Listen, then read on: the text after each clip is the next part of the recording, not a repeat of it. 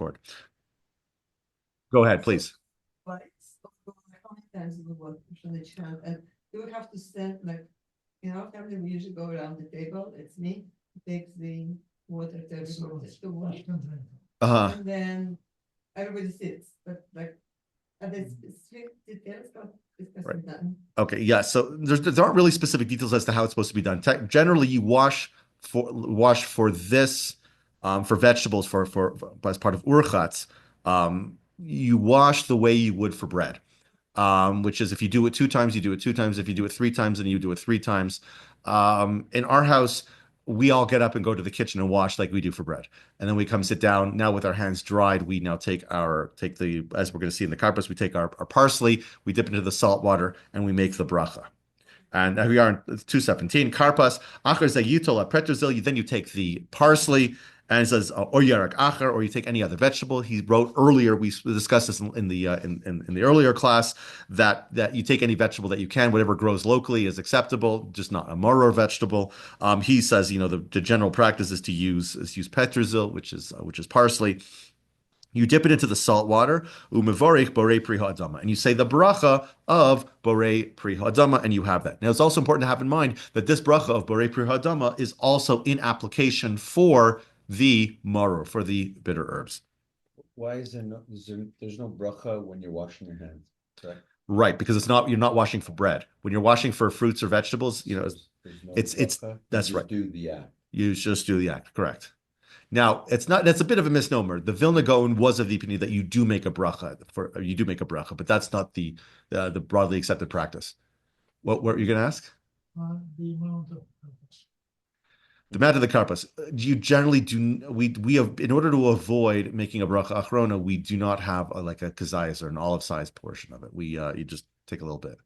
But there are various variant minhagim. There are some places where they have the minhag to eat a lot. I'm just thinking. I thought, I have one of those. That's for moror. That's not karpas. Not karpas at all on that. That's right. Okay. About talking when washing and there's no bracha. I generally don't talk, and that's one thing we're going to get to about talking. When do you talk? When do you not talk? We'll get to that in a moment. But there really isn't a restriction on talking. But because you want to be moving along and you want to be focused on the bracha that you're about to make, you don't want to be talking. It's not like bread, and it definitely is distinct from bread. But once you start talking, it's very easy to start getting distracted and getting sort of sucked into a conversation. It's better just to go about the act and do it as you can. Okay, now we continue. We take the next step, which is yachatz. What do you do? After this, yikach hamatzah emtzois v'yishberna lebeis chalakim. You take the middle matzah and you break it into 2 separate portions. The bigger one and a bigger one and a smaller one. You take the bigger one and you wrap it up in a cloth. You put it to the side and you leave the smaller one in between the other 2 matzahs. You have 3 matzahs in front of you, he says. And you have the middle one that's broken. The large one is put away to the side, while the smaller one remains in between the other 2 matzahs. Now, he actually says something interesting. I did not include this in the handout that you have in front of you, but it's in the text here that those of you who are at home can see. He actually, again, talking about prevalent concerns and issues that he dealt with. They used to starch fabric. How did they starch fabric? With flour. So he says, if you're going to wrap this piece of matzah up in a cloth, make sure it has not been starched, because otherwise you end up with concerns about chametz coming in contact with your matzah. So he said, just be careful about this. Don't get starched cloth. And he says, also be careful when you give it to a laundromat or whatever they called them in their days. They would, as a matter of course, they would starch their items. So you just have to be careful, he writes, and to be cognizant of this. Make sure that the cloth that you're wrapping is not starched. Okay, now we continue.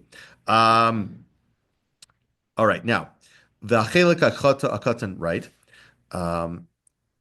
It's at this point afterwards. Now that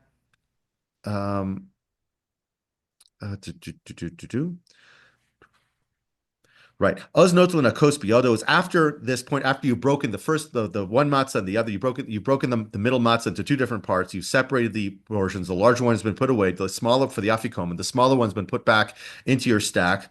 Oz yichasa matzah. At that point, you pick up your cup and then you cover over over the matzah again, and then you say the paragraph that begins with lefika anachnu chayavim lehodos ulahalel l'shimcha lezamer. But the way you start the Haggadah. It's at that point there that you're raising the cup, you're raising the kos, and you have the matzah covered. He's going to say this in a moment when we get into Magid. We, at various times of the Haggadah, will pick up the cup and cover over the matzah. But when we're not picking up the cup, where the cup is down and the matzah is uncovered.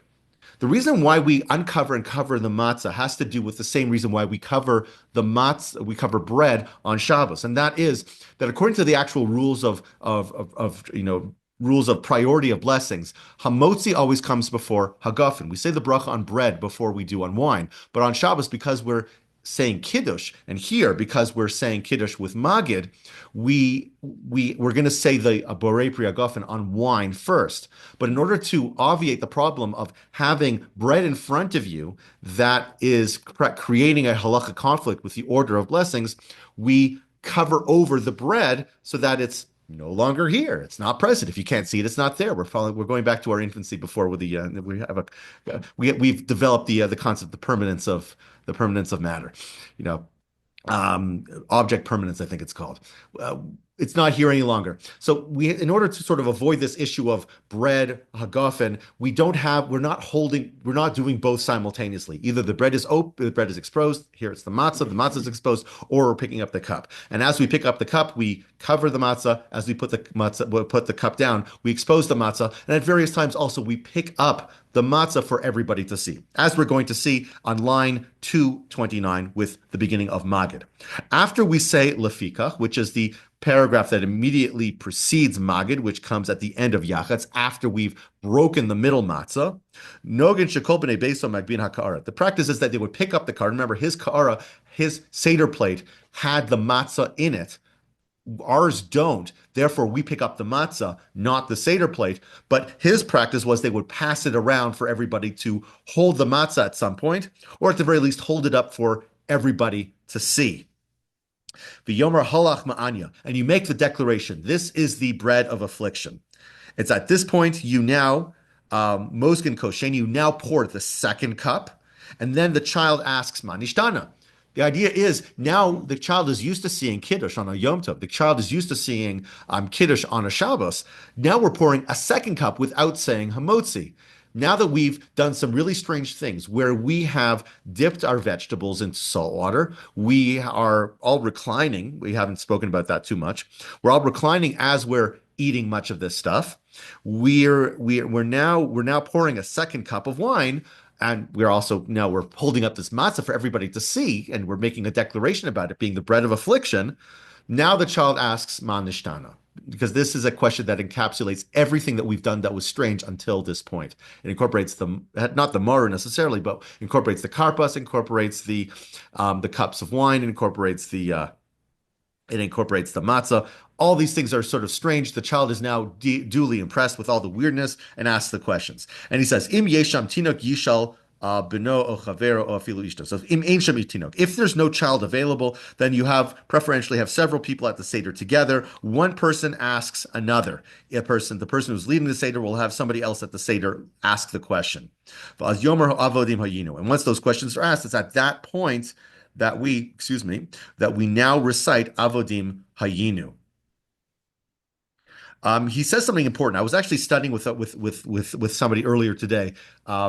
He commented, this is on line 234. He says he's never seen this before. That surprised me that he's not seen it before. I've seen it in many places, but I guess it is a novel idea if you've not heard this before. He says, it makes sense. For those who have true reverence for Hashem, what they'll do is they'll actually read and explain the Haggadah in Yiddish. He spoke Yiddish. He says using Lashon Ashkenaz, which is Yiddish. He says he says you should be reading the Haggadah in a language that everybody at the table understands. Or any other language that people understand, whatever that language may be. Why? Because, back in his days, who spoke Hebrew? Who were the people who were educated who could read and understand Hebrew? It was the men. Women couldn't read and understand Hebrew necessarily. It wasn't a given. So he said women have the same obligation to recite the Exodus from Egypt. Therefore, he says, use a language that everybody at the table understands. If that means reading it in English, read it in English. And he also writes that as a consequence of this, because women have an obligation to be part of the Seder as well, what do you do with the help? He's going back to the kitchen help, or the, when people would have people who they would hire to, to man the kitchen. What happens if you have a woman who you've hired to cook the food for you, and she's in the kitchen? Does she come out for the reading of the Haggadah? He says, absolutely yes. You bring her out to the Seder. She has an obligation too. You cannot stand in the way of her doing the mitzvah. You've hired her to help you. She'll help you, but she has to stay there for the Seder. He asked the question, what happens if she has to leave? Because at some point, you do have to do some food prep. He says, at the very least, you make sure that she's in the room when you recite the three things that Rabbi Gamliel speaks about, and from that point onwards through to the end. And he says also that's at a minimum from the three things of Rabbi Gamliel and onwards. And he also says, and also if you can at all finagle it, get her to come out for the 10 plagues also, so that we're sort of emphasizing and highlighting the Nisan, the miracles that the Jewish people experienced at the time of the Exodus. But he says you have to if you have Jewish help, and preferentially your help will be Jewish, especially if they're preparing food for you, making sure that it's kosher. He says that you have to ensure that they are able to fulfill the mitzvah. We spoke before about men help. You have to make sure that they're able to drink wine too. Don't be stingy. Let them drink as much as they need to in order to fulfill the mitzvah. When it comes to women help, they have to be there for, at the very minimum, certain parts of the Seder from Rabbi Gamliel's point and onwards. Are you implying that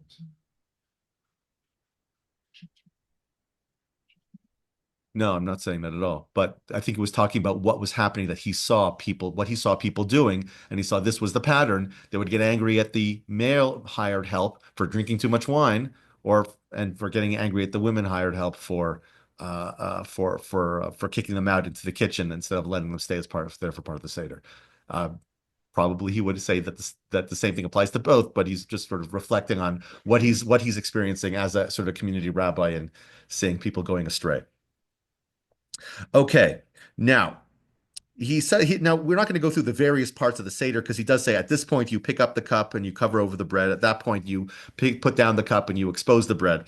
He said that's not the bread, excuse me, the matzah. But he says over here on line 246, Kashiyagila matzazu, when you get to the part about Rabban Gamliel's three things that are absolutely essential, without which you do not fulfill your obligation, that part of the Haggadah, he says when you get to that point, matzazu tzarich lahagbiya matzah. It's at that point that you actually do pick up the matzah. We're not just talking about exposing it, literally picking it up for everybody to see. And the same thing is true when it comes to the maror. You pick that up for everybody to see. When you get to the part that talks about the Korban Pesach, you do not pick up the shank bone. Again, if going back to Monday's class, we do not want to cast any aspersions on the Jewish people. We do not want to give any false impressions about what it is that we do and what it is that we do not do. The shank bone is to remember the Korban Pesach, but the shank bone is not the Korban Pesach, and we have to avoid any pretense or anything that would imply that the shank bone is the Korban Pesach and give a erroneous impression as to what exactly it is that we're doing here at the Seder. Okay. And when you get to the lefikach part, which is towards the end of Magid, Magbia kol echad koso biyado ad shechosem goal Yisrael. When you get to the lefikach part of the Magid section, you have the matzah covered over, and you pick up the cup, and you keep that cup held aloft until you get to the bracha of goal Yisrael, which is at the end. Oz yichasa hapas. It's at that same time the matzah is covered over, and you and v'yishta kos sheni, and you drink the second cup. Therefore, it is incumbent upon us to praise, to exalt, to laud. So there's a part of it looks like there's a part of Hallel that comes at the tail end of Magid.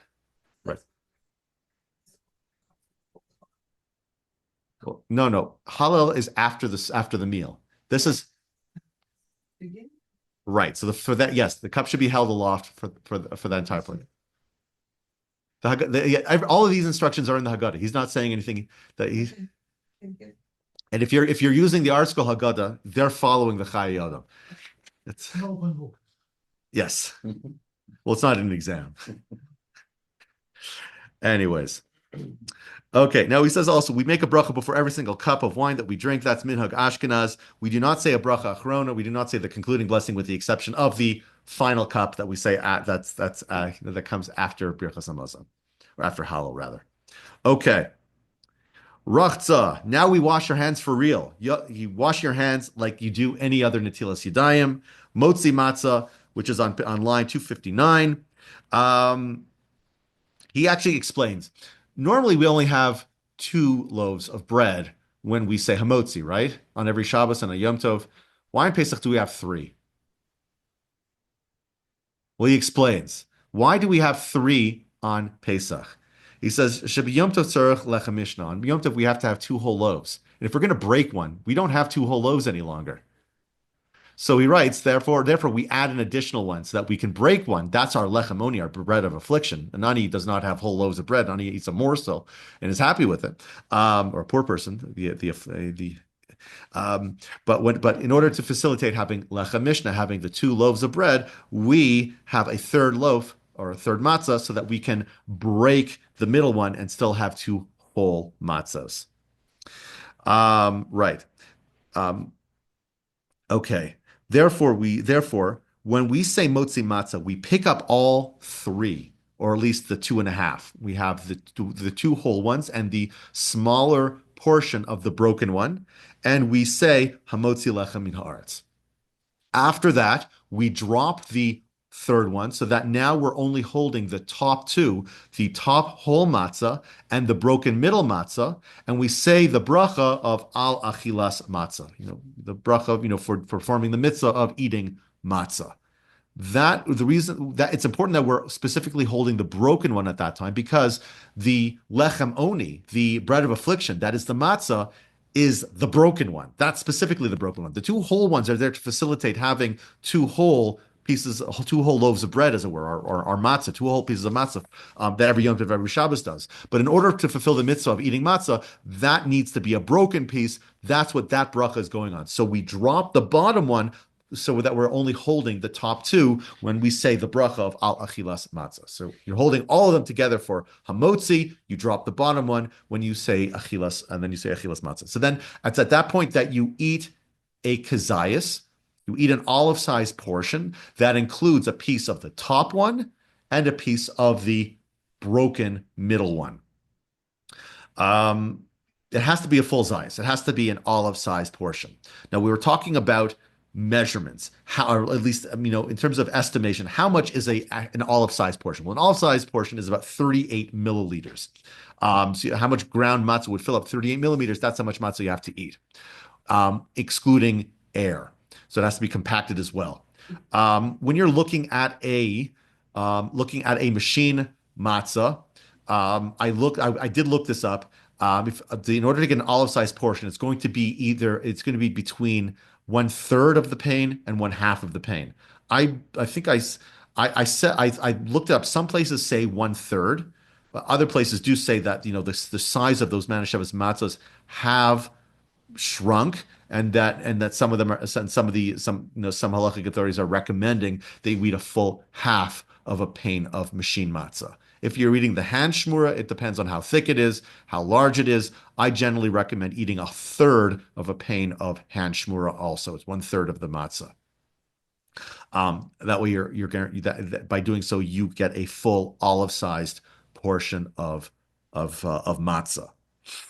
All right. Now, then comes maror. After you've eaten this, and again, you're supposed to be leaning as you do so. He also writes, interestingly enough, that you should try to get as much into your mouth as you can, so that you can swallow it whole, so get a whole kazayas being swallowed all at once. If you've ever eaten a Seder with me, you'll see that I'm jamming a whole lot of matzah because I eat a whole lot of it. I eat about 2/3 of I eat about 2/3 of a pane of hand shmura at this point of the Seder. And while you're eating it, you should be leaning over. All right, and then comes maror. Maror, what is maror? Maror is a bitter herb. We spoke about what kinds of vegetables you can use for maror. The first thing that you do is you take your charosis, and I spoke a little bit about this procedure as in the last class, you take that. This is what I do anyways. Most people don't do this. I take my charosas, and this is actually what he describes. You take your charosas, and then you pour wine or vinegar into the charosas. You mix it up until it's a loose mixture. Therefore, you can now take your maror and dip it in, take it out, and you shake it off. The reason why you're shaking it off is so that you do not you don't adulterate the taste of the maror, and therefore you're supposed to dip it into something sweet. The charos is sweet, but again, the language of all the halachic authorities, you go through all of the classical ones, they all talk about not dipping but dunking. They use the word litbol, which is to dunk it in, which obviously their charoses was thick to remember the the mortar that went into the construction and in the bricks. But then when they would dip their maror in, they would add a liquid to it to make it loose so that they could dip their maror in, shake it off, and then they would consume that. You say the bracha of al achilas maror, and you eat it. It's important, he writes, not to swallow the maror whole. The maror has to be chewed. You have to taste the maror, either the horseradish with all of its bite, or the romaine lettuce, which is not as bitter, but you have to be chewing it and you have to be swallowing it. He says, yeah, it's necessary for you to taste it in order to fulfill the mitzvah. Maror, it's called bitter herbs because the herbs are bitter. It's in the name itself within the Hebrew. It's not called herbs. It's just bitters. It's not bitters if you're swallowing it whole. You're not fulfilling the mitzvah. You have to actually taste it. You have to actually, you cannot just swallow it whole. We also said that in order to fulfill this mitzvah, likewise, you must use you must consume a full olive-sized portion, another 38 milliliters. Okay, then comes korech. After this, we take the third matzah, the matzah that we dropped, and now we break that into pieces, and we have another olive-size piece of matzah. So for most people, this will either be a third of a shmura matzah or between a third and a half of a machine matzah. And you take your maror, you dip it into the charosas, you put that together with your matzah, and you eat it. You say, Zecher LeMikdash Kehillah. We're doing this to remember Hillel. What exactly is this all about? Well, the Gemara in Meseches Pesachim tells us that there is an argument amongst the Tanoim, Hillel and the Chachamim, as to how do you fulfill the mitzvah of eating your Korban Pesach? Do you have to eat the Korban Pesach with the matzah and the moror all together? And their matzah was soft. Ashkenazim do not eat soft matzah, and that comes from the Maharshal, the Reb Shlomo Luria. He's a 15th century Polish rabbi. He was concerned that, or at least he saw it was evident to him that some of the soft matzah that was available was actually not cooked enough, was not baked enough, and it was actually chametz because it was not completely baked. And so therefore, he says we're not doing this anymore. We're only having hard matzah from now on. And Ashkenazim from that point forward have solely consumed hard matzah, so we can no longer wrap our stuff with it. We eat it as more of a sandwich. But in the days of Hillel, the matzah was soft. They would eat it like a burrito. They would have their matzah and their maror together in a wrap.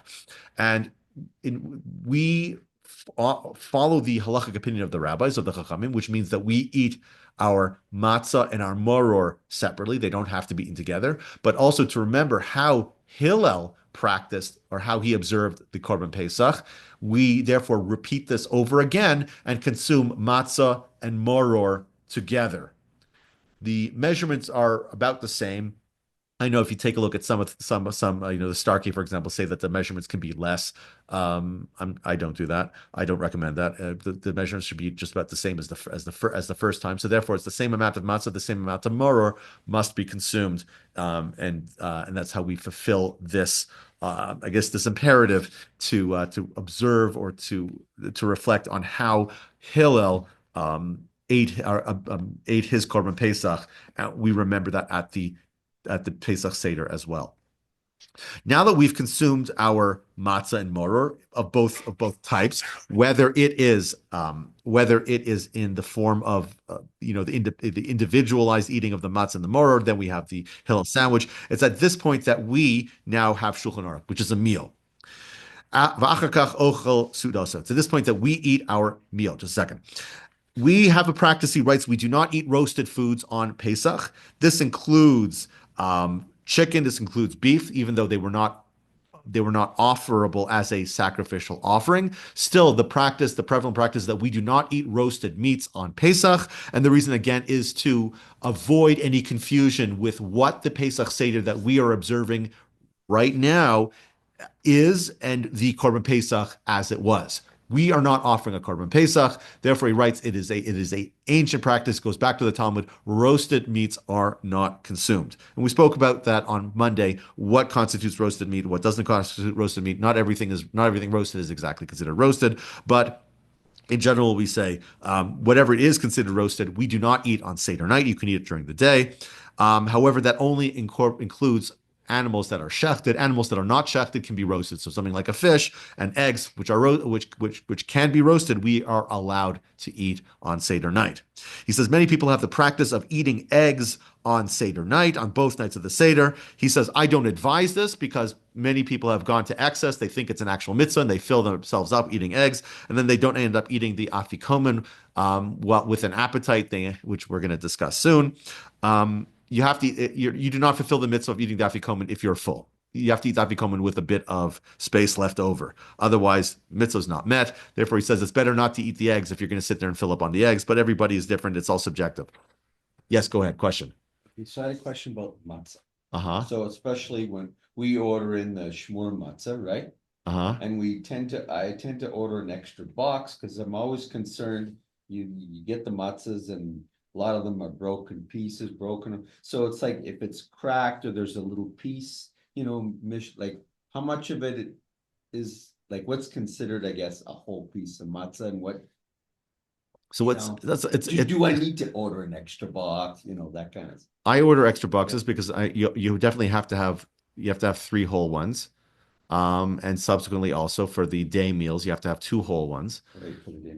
But right. Sometimes there's a piece missing. Yeah. If it's not the majority of the matzah, then it's still considered whole. But they should look crack all the way through. Right. I mean, also obviously, if it's just like a little nick that's taken it, you don't have to worry about it. But something that's substantial. I mean, I'm not sure I know of an absolute measurement. This is too much, and it's hard talking to an engineer about this.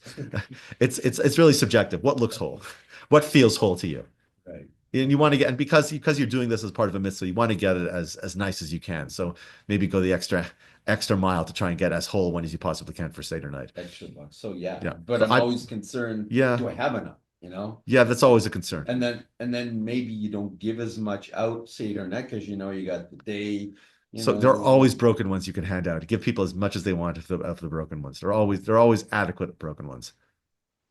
If it's whole, more or less, but there's a noticeable crack in the interior, is that okay? If you can hold it up from one side and it will not crack, then it's considered whole. That's considered whole. Okay. Now, tzafon. This is the eating of the afikomen. After the conclusion of the meal, we eat from the matzah, the large half that was put away. We call that the afikomen, and we eat an olive-sized portion once again. So over the course of the Seder, we're having a minimum of 3 olive-sized portions, one for the first matzah that we eat, then for the hillel sandwich, and then again for the afikomen. He recommends, however, here that you have 2 olive-sized portions because the afikomen is not just to remember the Korban Pesach, which that's the purpose. That's what the afikomen is all about, to remember the Korban Pesach that we're not consuming. But he also says there was another sacrifice that we're not eating, which is we spoke about on Monday as to why we have the egg on the Seder plate. The other sacrifice is the chagiga, which is another sacrifice that would be offered on Pesach. So the afikomen comes to stand in for those 2 offerings that we would have offered on Pesach, that we would be consuming had the Beis Hamikdash not been destroyed. Again, while you're eating this and all the other matzah that you've consumed until this point, you should be leaning over on your side, on your left side. And he also writes, you need to be finished eating the afikomen by chatzos. Now, chatzos is the halachic midnight, which is the midpoint of the night. It's not 12 o'clock at night. If you're able to finish your Seder before 12 o'clock at night, ashrecha, matov chalkecha. How wonderful you are, and how fortunate is your lot. But if you're going to be extending the Seder later than that, the afikomen must be consumed before chatzos halayla, before the halachic. Roughly what- It's usually between 1 and 1:30. That's eating up the afikomen. And he continues, he says, even better, finish hollow, the fourth cup of wine by that point, if you can get it done by then. All right. Then, yeah. Especially if there's you want some questions and answers a bit, and difficult to do that. Without okay. Yeah. Remember, you have two priorities, and you have to sort of balance them. You can't allow one to predominate to an insane degree, in either extreme. You don't want to be going into any. You do not want to be going to either extreme. You have to be able to entertain questions, but at the same time, not go so overboard with questions that you just can't get the thing done. All right, now it's important to note also that he writes that we do not, besides for the final cups of wine, we do not eat anything after the afikomen, nor do we drink anything after the afikomen. Now he says you can drink water, you can drink beverages that do not contribute to to a stupor. Like, don't drink anything alcoholic. So you can get away with drinking water. You can maybe drink some tea. He says the reason why we don't want to be drinking anything that's alcoholic is because you want to be able to continue talking about the exodus from Egypt post the Seder. And if you drink too much, you're not gonna be able to do much of anything. But the prevalent practice that we tell people not to eat or drink after the afikomen. Okay. Now, after this, after you've eaten afikomen, you say baruch, which is birchas hamazon. You pour the third cup of wine. If you do mayim achronim, you do it at this point, and you say birchas hamazon. And there's a preference that we have to try and get birchas hamazon to be recited with a zimun. In many places and many times, we like to honor guests with leading the zimun on Seder night. The person who's leading the Seder leads the zimun as well for birchas hamazon. What's that? On Pesach, we normally like to give honor to guests by having them lead a zimun. On Pesach, the preference is for having the Seder leader lead the zimun. If you have a Kohen You ask the Kohen after you ask forbearance from the Kohen, and you continue doing it yourself. Yes, they have the first right of refusal, but they're being told that they have to refuse. Tell them the rabbi said. Okay. After you say birchas hamazon, you drink your third cup of wine. All right. After that, after you've added your third cup of wine, and again, you're drinking all your cups of wine while reclined, while leaning over. It's at this point that you now recite Hallel, Acher Birchas Hamazon on line 317. After Birchas Hamazon, we then recite Noigen Liftoach Hadelos. We open the door. And why do we open the door? Well, because we're making a demonstration. We have faith that on Pesach night, we're afforded a special protection from Hashem. So therefore, we open the door to demonstrate that we are not afraid and that we're okay with opening the door, even though it's the middle of the night and you don't know who might come in. And he says that because we're demonstrating this faith, this faith is a mechanism by which will sort of foster the coming of Mashiach, and that's at that point that we sing or that we recite Shafo Chamoscha al Hagoyim, pour out your wrath on the nations that do not know you, which is a reference to the Messianic era where Mashiach will come and everybody's comeuppance will be perpetrated. After that, it's after we've done that, we pour the fourth cup of wine. We start saying Lo Lanu, and we conclude the Hallel. Now, there are two different versions of Hallel here. There's the version that Lithuanians, Germans, Latvians, and about half of Poland say or recite, and then there's a version of Hallel that the southern half of Poland and the Ukrainians recite, which is essentially, that's why I wanted to bring the Haggadah with me. There's one paragraph that starts with the words Yehalalucha. Do you recite that in the middle of, and you say that in the middle of Hallel, before Hodu Lashem Kitov Kilam Chasto, or do you put that at the end? If you take a look at the art scroll, that's sort of the regular Minhag Ashkenaz one. So what does he say over here?